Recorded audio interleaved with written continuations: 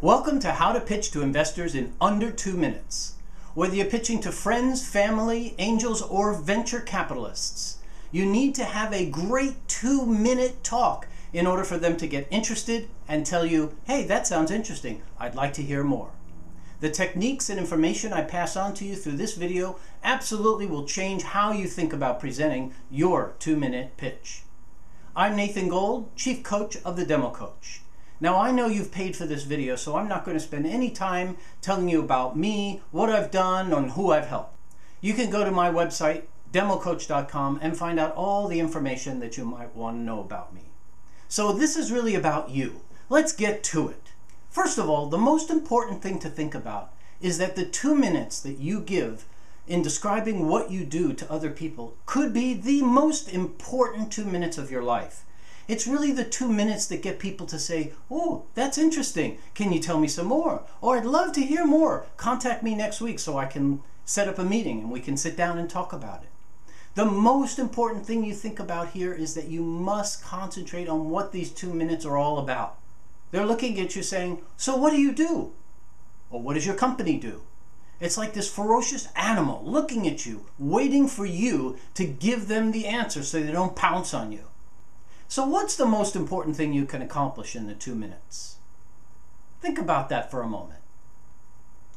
I coach people to think about the only important thing for those 2 minutes is to get people to like you. Seriously, they need to like you so that they'll say to you, hey, that's interesting. I'd like to get some more information from you. You know, if people don't like you or they don't really have any affinity toward you, they're probably not going to ask you for much more information. So take the time to make sure that your 2 minutes is compelling and memorable so that people will literally open their arms to you. Now, one of the most important things you can think about when considering your 2 minutes is you need to have a script. If you don't have a script, you'll just be talking and talking and talking, and the 2 minutes will go on before you even know it. So it's really important that you write a script. And most importantly about that script is that you memorize that script. We'll talk a little bit more about that later on. It's really very, very simple. There are 3 parts to the script. Number 1 is the opening. This is where you grab their attention and get them to think to themselves, whoa, I can't wait to hear more.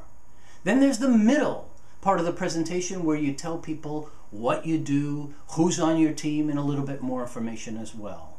And then the third area is the close.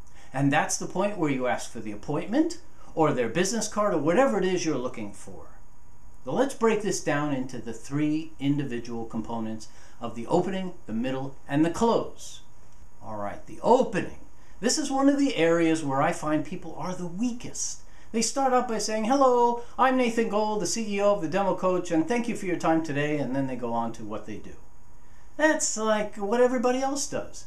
But you need a hook. You need a grabber. You need something that will cause the person you're looking at, you're pitching to, or the group that you're pitching to perk up their ears and say, oh, this sounds interesting. I'd like to hear more.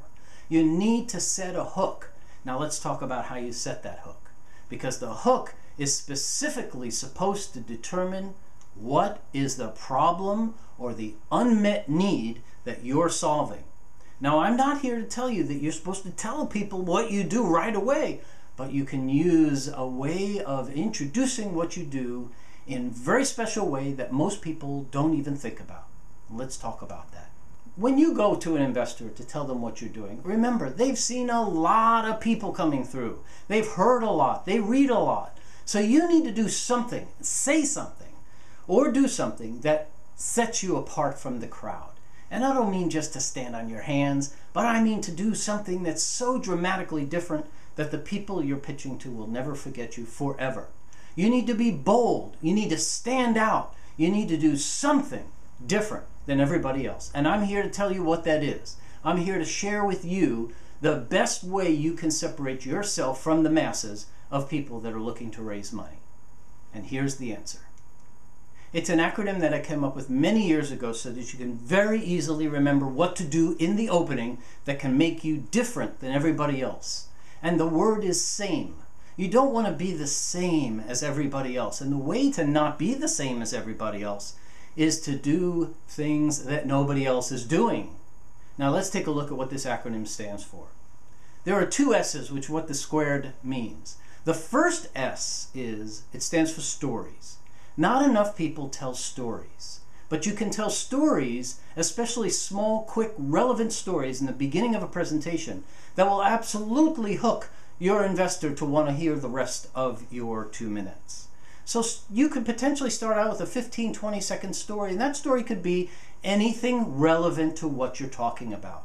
It could be where your logo came from. It could be the genesis of the name of your company. It could be something that happened last week that leads you into the discussion that you're here to give them. So remember, use a story in the opening so that it can help you set yourself apart from other people. Because more than likely, you'll tell a story that's nowhere near the same as anybody else. Now let's jump to the end of this acronym, SAME, and look at the E. The E stands for examples. When people tell people what they do for a living or what they do in their company, they'll often use examples. And this is kind of the go-to place for how to explain to somebody what you do, no matter how complex it is. But examples can sometimes be very narrow and specific and not give people enough information about what you do in order for them to really understand. So examples, while good, I tend to use as a last resort in most cases because there are better ways. And let me give you an example of one before I tell you what the other S, A, and M mean. A few months ago, I ran into someone, and as I normally do, I said, "So what do you do?" And the gentleman looked at me. He says, "Nathan, I am the CEO of Surfing Unlimited, and we do for surfing what the chairlift does for snow skiers." I thought, wow, that's a pretty interesting opening statement. He says, "Yeah, you know, the problem with skiing is getting to the top of the mountain, and the chairlift fixed that by letting you get up and down as many times as you possibly can. With surfing, there's the same problem, getting out to the waves. So at Surfing Unlimited, we're the first company to embed a small electric motor in the bottom of the surfboard, and on your thumb you have a wireless controller. And when you press that controller, it engages the motor and takes you out to the wave you want to surf. You surf in, you turn the board around, press the button, and get right back out to the next wave." And then he went on to discuss more about what he did. What did he do in the first sentence? We do for surfing what the chairlift does for snow skiers. He used something that very often we see in life all the time, but we forget, and that is an analogy. He used an analogy that helped me understand or get a reference for what it is he did. And that's what the A stands for in SAME. Use an analogy. A strong analogy can hook your audience so quickly that they'll never let go until you're done with your 2 minutes. The S, that stands for simile. And the M, that stands for metaphor. In your opening, you need to have more similes, analogies, metaphors, and stories if you're going to make a lasting impression, especially metaphors. Metaphors can be so strong that you can use them throughout your whole presentation and summarize with that metaphor being the last thing that they hear. And your metaphor is going to be different than everybody else's, hopefully. Now, where do you go to get similes, analogies, and metaphors? There are lots of places to go. They're all over the place. I collect similes, analogies, and metaphors. Every time I see them, I either take a picture of the sign that's got an analogy on it, or I'll write it down. And what you're looking at right now on the screen is just a partial listing of the file that I keep, just everything I find. I don't care what it is, or where it is, or how it relates to anything. I just keep a record of it, because ultimately I need to sit down and help people become creative or get creative. And I need to get creative too. Here's another example. On the screen you see a police dog. I once asked a canine officer, how does a dog really smell the difference between the drugs that are in the vehicle or in the case? He says, "Nathan, think about it this way. When a pizza man walks up to you with a pizza in their hands and you smell something, what is it that you smell?" I said, "I smell a pizza." He says, "When a pizza man walks up to a canine dog, the dog smells the yeast, the garlic, the onions, the peppers, and every other spice and ingredient in that pizza, and that's how they can distinguish between the different things they're looking for." Now, rather than get into a long scientific discussion about how the dog's nose works, that really helps you understand how the dog's nose works, right? Simple as that. And that's how quickly you can discuss what your business is to other people and make them understand it in a quick second without long, drawn out discussions. Now, it takes time to find the right analogy or metaphor or simile that you can use in your business. But I guarantee you, the longer you search and the harder you work on it, you'll find something that will mean the difference between people getting it and people just not getting it. And if you want investors to look up to you and say, wow, that's really cool stuff, let's talk about that some more, I personally encourage you come up with some similes, analogies, and metaphors that can help people understand what it is you do. And it will mean the difference between a lasting impression and one that's just fleeting. Now, a couple encouraging hints that you can use to find metaphors, similes, and analogies. On the screen right now, you see a couple logos. One is iStockPhoto, and the other is Getty Images. Most of the time when you're trying to be creative, we sit down and we try to think of things, but that's only the left side of the brain working. I need you to get the right side of the brain working too. So take a look at your executive summary as an example. And in the first paragraph, pick out 1 or 2 or 3 words or a phrase that describes your business. Go to iStockPhoto. It's a free site. You don't have to buy anything right away. It's a free search site anyway. Put in that search term and come up with some pictures that will help you trigger associations in your head that will begin to get you thinking about similes, analogies, and metaphors. All right. It also might trigger a story that you remember from a while back that makes perfect sense to opening up a 2-minute talk to an investor. And then finally, if you're looking for sound bites and taglines and titles, one of the best places on this planet to get inspiration is in the last logo you see on the screen right now called Reader's Digest. ReadersDigest.com has some of the most incredible writers on the planet. You go there, look at their titles and their descriptions of things, and you'll find things that you can use just substituting words to make it yours. All right? So that's it on the opening. The most important thing you can do is set the hook.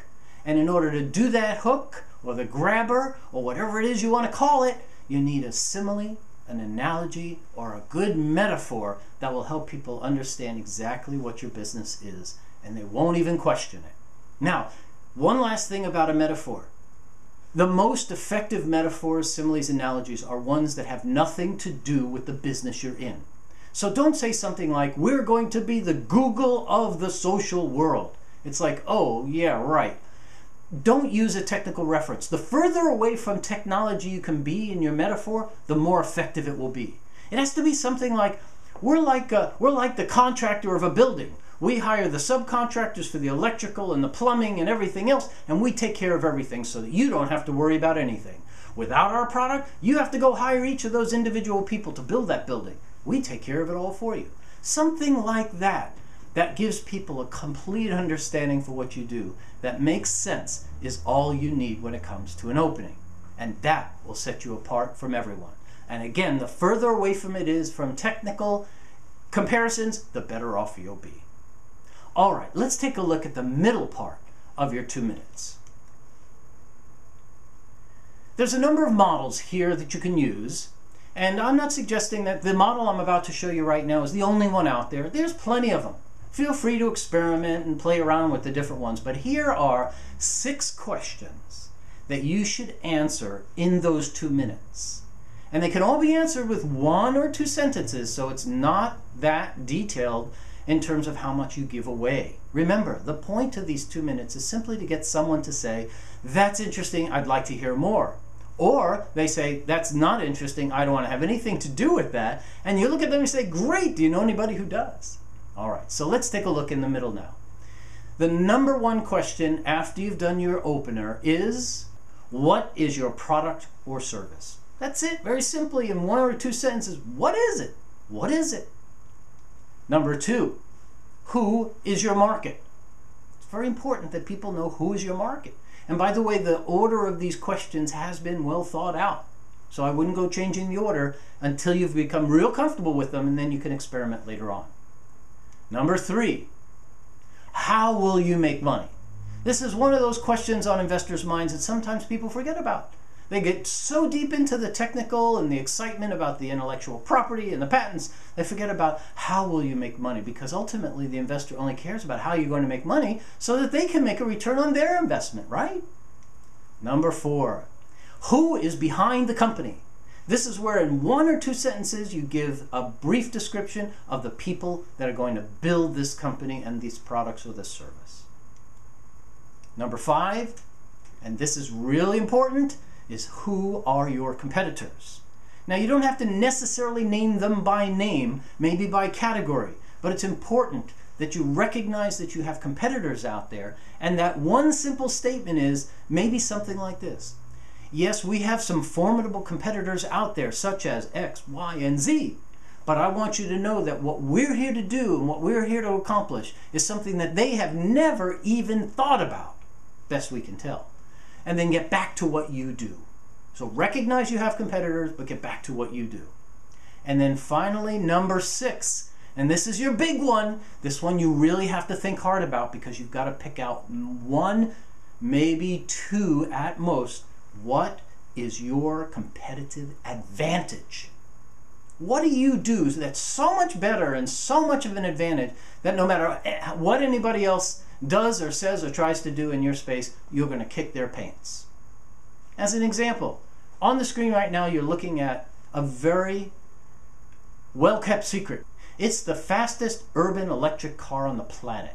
It's years old. I think they started in 2008. It's called the Tango, and it can do 0 to 60 in under 4 seconds.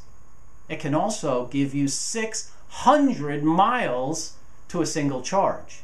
Now even the Tesla can't do that. Here's an example. Take a look.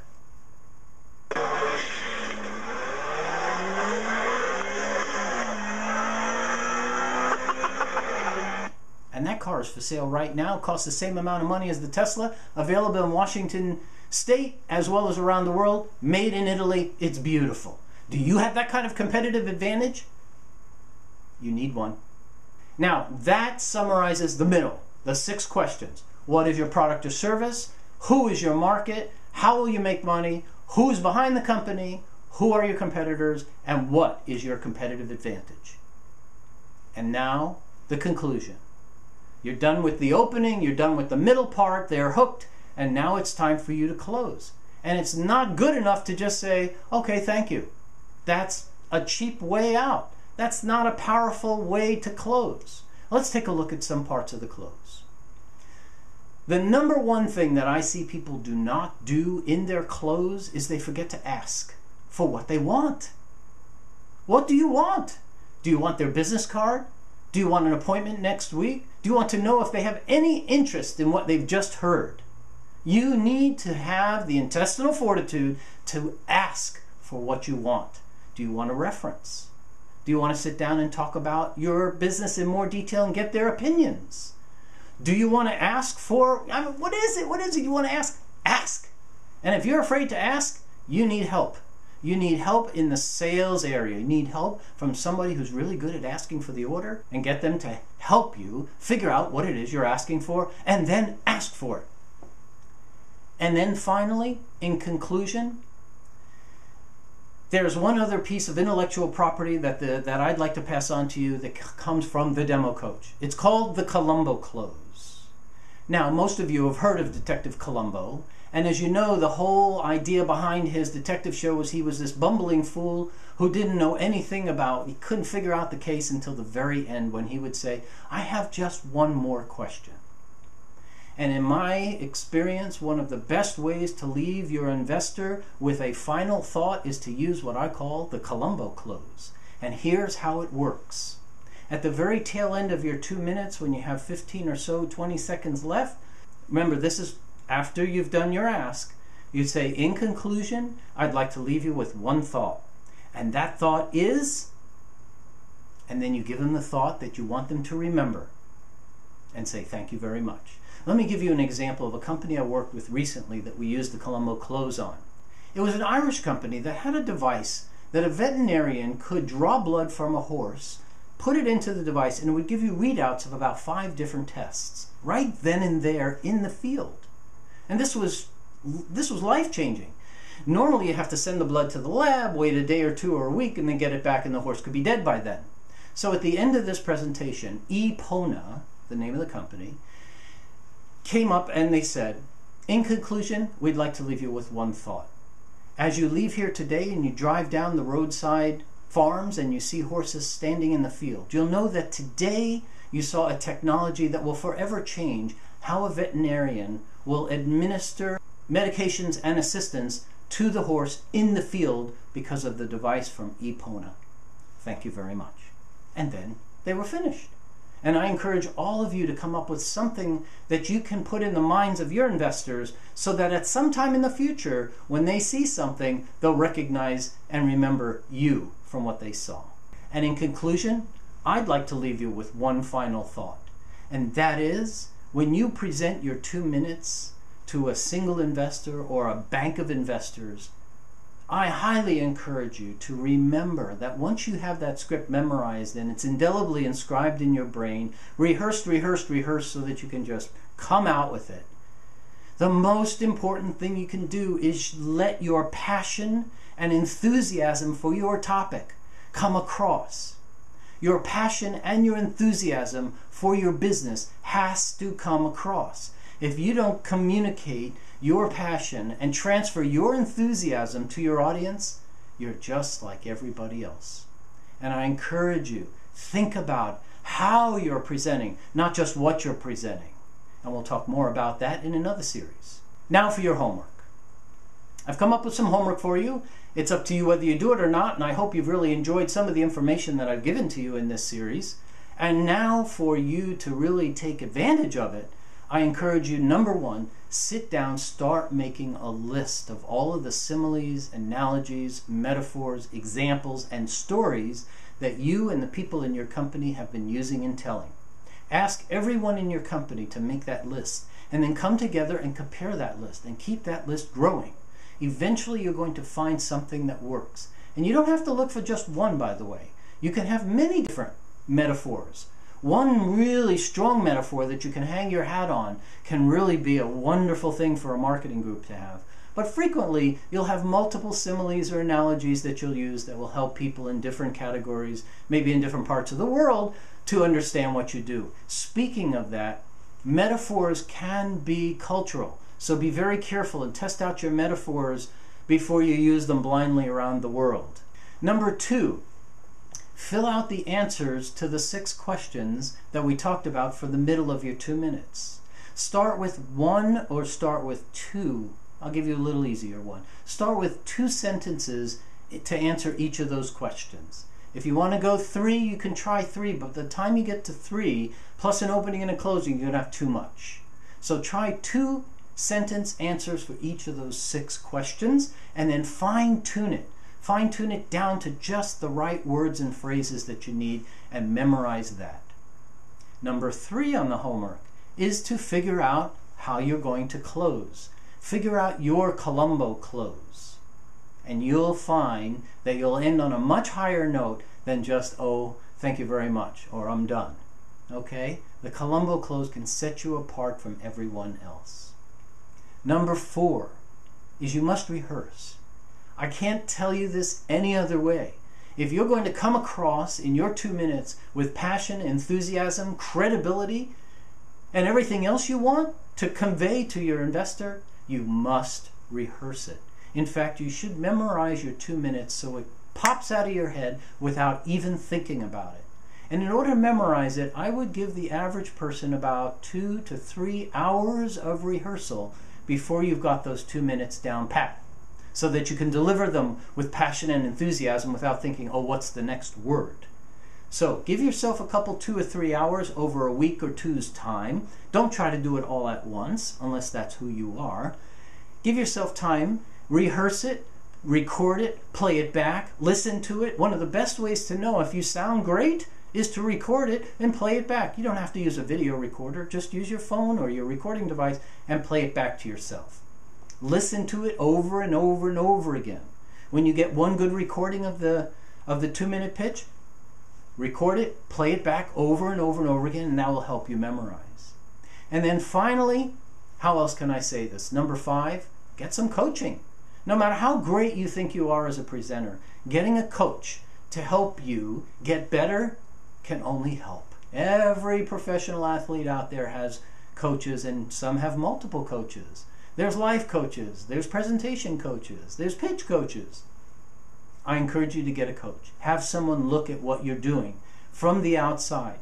Having someone look with fresh eyes into what you're doing can often give you insight that you couldn't possibly get from anybody that works for you. They all have blinders on.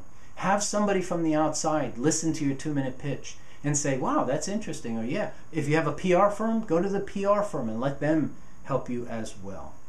In conclusion, I want to thank you very much for spending your time with me here to learn how to pitch to an investor in under 2 minutes. What we've just talked about here can be used with friends, family, angels, or venture pitching. It makes no difference. You just need a good opening, a couple of answers to the questions in the middle, and a good close with an ask for what you're looking for. I'm happy to help review your 2-minute pitch at any time. You can contact me at www.democoach.com or use the information right on the screen that you're looking at now. Feel free to call me as well, and I look forward to working with you in the future. Thank you very much, and take care.